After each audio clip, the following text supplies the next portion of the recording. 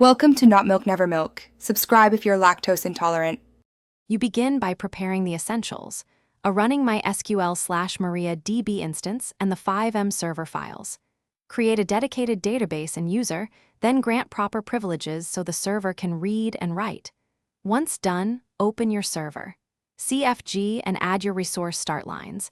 Make sure the resource that handles SQL is enabled.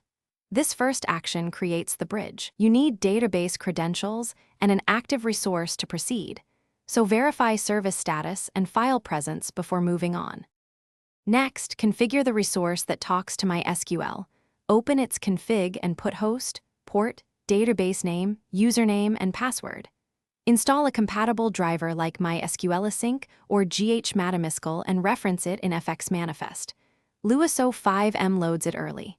Then start the resource and watch the server console for connection lines. A successful handshake logs without errors. If queries fail, the console shows SQL errors, so test a simple select to confirm the connection and permissions work correctly. Finally, import your schema or run migrations to create required tables. This is what the scripts expect at runtime. Once tables exist, restart the server and confirm players trigger expected database writes.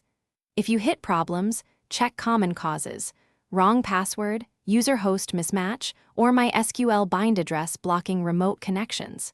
To debug, connect with a local SQL client using the same credentials and enable verbose logging in your Fivem server.